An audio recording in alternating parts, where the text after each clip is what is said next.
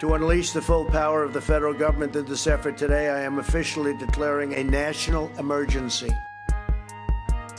It's most likely to be a highly infectious virus rather than a war. These are images the Chinese government doesn't want you to see. A medical center in Wuhan, the epicenter of the coronavirus outbreak. As long as I live in the city, short I on will continue supplies, to report. overwhelmed. I only report what I see, what I hear. Kills over 10 million people in the next few decades. I'm not even scared of death. You think I'm afraid of the Communist Party? Rather than a war. A national emergency. Source that they're just being told to not panic. How do you not panic? What does that look like? The worst thing when you're stressed out is to have nothing to do that might change your predicament.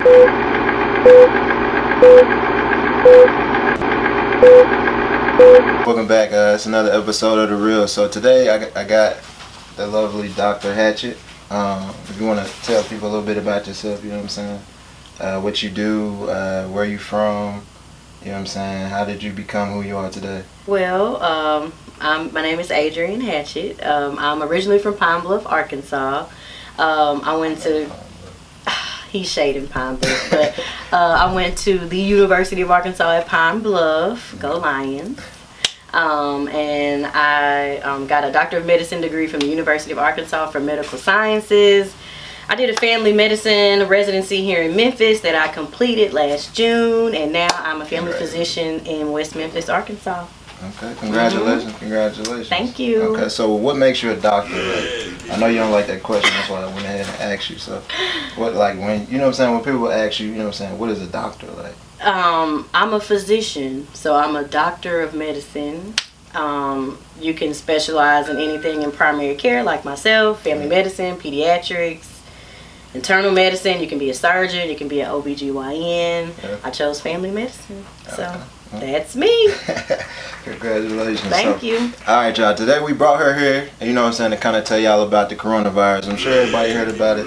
Not too many people know about it. What is the coronavirus? Because, you know what I'm saying, I don't even know what it is, honestly. So the coronavirus is a virus. It's actually not new.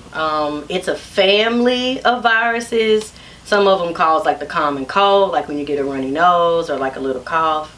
And this one is just kind of in the media right now because it's novel or new. So long story short, when somebody looked at it under a microscope, they said, I haven't seen this before. So, right. But it's not new though. It's not novel. Remember SARS? Remember that happened?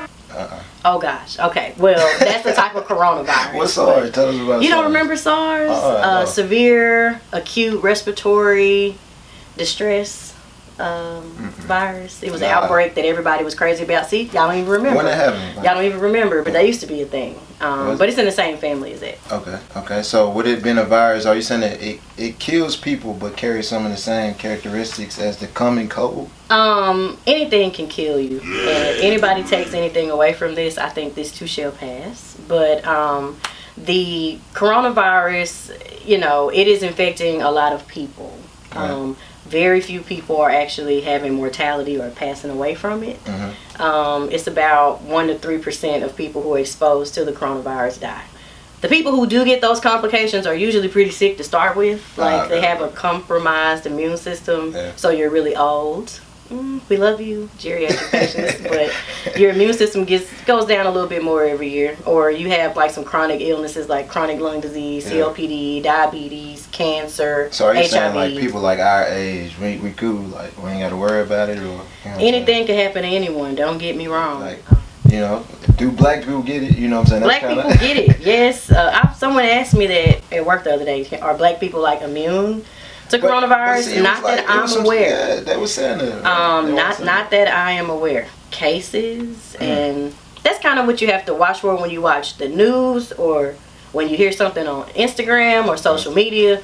What is a case? So the cases actually include everyone who's tested positive and people who are currently under investigation. So are you saying that it could be more, or? It's probably less than that, confirmed cases. So like, how do somebody get like, you know what I'm saying, all like up and pumped about, you know what I'm saying, preventing it if it's only like 100 and you said in the United States it was only in animals? Like, how does a virus that's only in animals, like, You know what I'm saying? Like, how do people... they actually don't have it all figured out yet, but the running theory right now is that it started in an animal.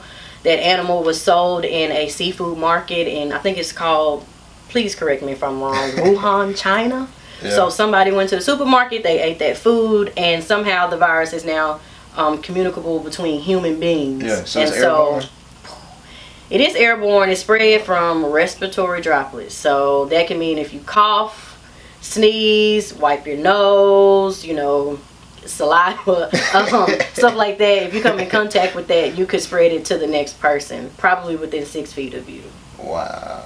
Through inhaling it, ingesting it, even through your eyes. So you can catch it through your eyes? Or? Don't let people sneeze on your eyes. Don't do that. So me being this tall, you being this short, yeah, we're too close. If you have the flu or coronavirus, yeah. So like, how would we know? Like, how would you know what? If I got the coronavirus. Well, it's certain people who are at risk. Obviously, if you've traveled to one of these places that has a lot of coronavirus, probably in the last couple weeks to, you know, a month, you're considered high risk. But honestly, it's really hard to tell because the symptoms are very similar to that of the common cold or the flu. Yeah. But if you think you have coronavirus, say you know someone who has tested positive for it and you were in close contact or within 6 feet of that person, call the doctor first and say, hey, I've been exposed to someone who had coronavirus. I have, you know, a scratchy throat. What should I do? And then we got it from there. But do not just waltz into the doctor's office with no mask on or anything like that. Just call first. Okay, about these masks, because, you know what I'm saying, I'm sure y'all seen people, like, just putting the mask on. Like, they be looking so crazy. So, like, I just found out that they not even rocking this right mask or something. It's like N90. Yeah, you're supposed to have an N95 mask. It's a little bit more protective against the respiratory droplets that we were talking about. In general, you just want to practice excellent hand hygiene. You want to wash your hands. Yeah, you want to wash your hands often and for a while. So you want to, hot or cold water doesn't matter. You want to lather your soap on hands on both sides, under your fingernails, and run your hands for at least 20 to 30 seconds. And you want to do that after you cough a lot. Right. Okay? After you cough, if you touch like something that is a high traffic surface, like a doorknob, or, you know, if you go to Walmart and touch the cart, because I think everything starts at Walmart. But if you go touch the cart at Walmart, anything, you just need to wash your hands very often. Cough on your, you know, here. Don't be going like this and shake people's hand, you know. Yeah. But like, that's all you need to do. If I had to guess what was much more of a threat to the public where we live, flu. Wash your hands, get your flu shots. So there you got it. So I'm guessing we just saying, man, stay clean, wash your hands, wash your... How long, like, you know what I'm saying, how long does a normal cold, like, should it last? I don't want people to feel like, oh, they just got a cold, you know what I'm saying? Like, what's the time we should look for, like, recovery? You know what I'm saying? If you haven't recovered, go ahead and get checked. For just being sick in general, is the cough. A cough can actually, like, you can stop feeling the body ache, stop getting the fevers, your throat is not sore anymore.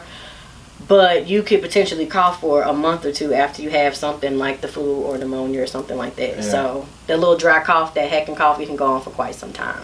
While your body is just kind of getting better. So, you got some favorite, like, disinfectant, you know what I'm saying? Stuff ours, like, you know, we get ours like the medical grade, like wipes and all that. We got to put gloves on when we wipe everything down. So you got to hook up on, like, some I don't know. That's above me. No, I don't have that. So.